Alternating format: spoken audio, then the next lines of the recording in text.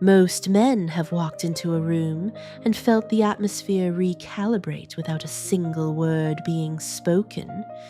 It is the brutal reality of a presence that demands adjustment, the subtle, disorienting sensation that the people around you are shifting their weight, not out of hostility, but out of a sudden, quiet necessity.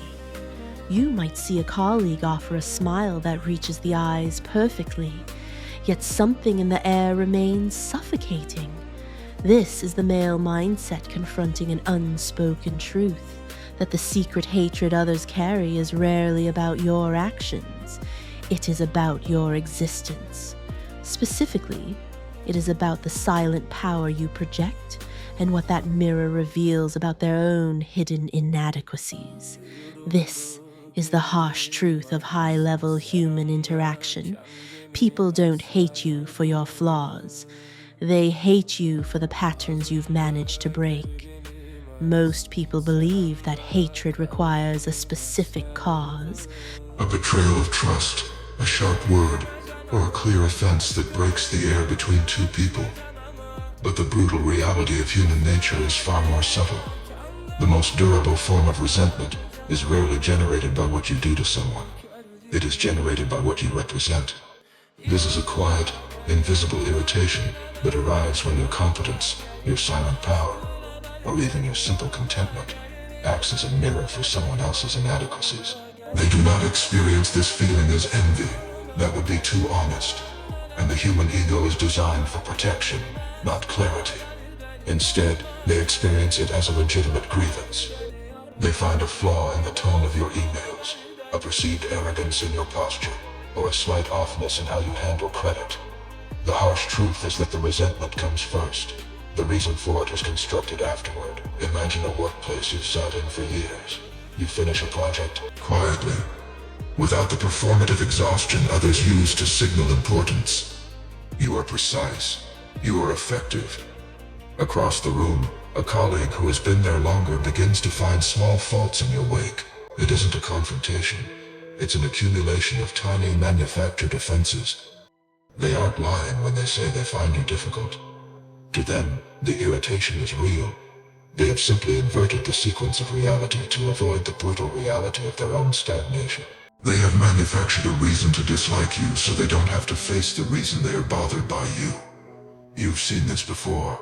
In a meeting perhaps, while you were speaking confidently about a solution, you caught the eyes of someone across the table. They were nodding, yes. But their eyes were doing something else entirely, a look that was more controlled than anger and more hollow than envy. It was a moment of recognition. They weren't looking at your work. They were looking at the gap between who they are and who you've managed to become. You weren't being paranoid. You were perceiving with a clarity you weren't yet ready to name. This male mindset of observation reveals a tension that most avoid. The hatred was logical. It wasn't a mistake or a misunderstanding. It landed exactly where it was meant to land, on your growth. We are taught that people hate what threatens them. They don't. People hate what reveals them. The distinction is small in language, but it is the foundation of every shadow in your social circle. Your existence is a continuous, silent pressure on those who have chosen to stop moving. You have been generating this resentment in people you consider neutral or even friendly without ever raising your voice. It is the cost of clarity. You assume that by doing well, you would earn respect. Often, you only earn a more sophisticated form of contempt. It is a specific kind of solitude. The resentment you sense was never an irrational error on their part. It was a precise measurement of your progress. They hate you because you are no longer a part of the agreement to stay small. You broke the contract. Most men have experienced the disorienting sensation of a friendship that feels perfectly warm, yet leaves the body feeling inexplicably cold. You sit across from someone who remembers the details of your life and celebrates your wins with a practiced enthusiasm. Yet, beneath the polished surface of this male mindset, a brutal reality is operating in the shadows. The realization that sustained friendliness is often the most effective containment strategy for deep, privately held contempt. This is not simple hypocrisy or a calculated lie. It is a social system. The person smiling at you has not decided to deceive you. They have simply decided that their resentment is too inconvenient to their own self-image to be felt openly. They use warmth as a psychological seal. This mechanism is a form of social compartmentalization, where the internal experience is entirely partitioned from external behavior. In this state of silent power, the resentment isn't a mask they put on. It is a debt they pay to themselves. They need to see themselves as someone who does not hate, someone who is good. To maintain that image, the irritation they feel toward your presence must be buried under layers of social currency. The harsh truth is that you are often incidental to this transaction. Consider a friendship that has survived for years. When you share a significant success, they are the first to respond, but there is a specific sensory recognition that occurs in the silence before they speak. A brief, microscopic pause before the congratulation arrives, or perhaps a qualifier embedded in the praise that sounds like concern, but functions as a subtle anchor. You have likely found yourself reading a message twice, not because the words were complex, but because the warmth of the phrasing didn't match the temperature of what your body registered. You felt the draft before you identified the open window. This is where dark psychology operates at its most invisible level. Think back to a group gathering, perhaps a dinner or a birthday. The person who harbors this buried friction is often the one to raise the first toast. Their eye contact holds for exactly the right duration. The smile is full, present, and perfectly calibrated. Everything is socially correct. Yet looking back at that memory, you realize your mind refused to fire what your instinct already knew. You told yourself you were being paranoid, but paranoia is rarely this consistent. The signals we use to evaluate our safety in a relationship are fundamentally unreliable. If warmth and contempt can coexist this completely, then affection is no longer evidence of a bond. It is merely evidence of management. The person is being genuine in their warmth and equally genuine in their contempt. Both are real, existing in parallel, never touching. This is the brutal reality that leaves a relationship unresolvable. They aren't faking the kindness. They are using it to survive the person they've become in your presence. You have spent the last few minutes observing the architecture of others' hidden resentment and concealed contempt. It is a comfortable position to be the analyst of another person's shadow. But the brutal reality is that this mirror has two sides. If you look closely at the same social dynamics, you will recognize a familiar warmth you have deployed. Not as a lie, but as a mechanism to contain a resentment you weren't yet ready to own. You have been the one constructing a legitimate grievance to mask a psychological irritation you couldn't name. The harsh truth is that you haven't just been the victim of this system. You have been its architect. This isn't an accusation. It is a recognition of the male mindset and its capacity for quiet self-management. You felt that brief pause in your own voice before. Congratulating a friend whose success felt a little too heavy. You felt that draft. To truly master these patterns, you must stay awake to them. Subscribe to join this circle of observation, where we look at what others choose to ignore. We are not looking at different situations or different people. We are looking at the same room. The only thing that has changed is your willingness to see yourself standing in it. The most sophisticated self-deception is the one you believe while you are performing it. Most people enter these dynamics looking for the flaws that make them targets, but the brutal reality is far more unsettling. You aren't being resented for your weaknesses. You are being resented for your strengths. The male mindset often assumes that by cultivating quiet confidence and emotional self-containment, you earn a seat at the table of respect.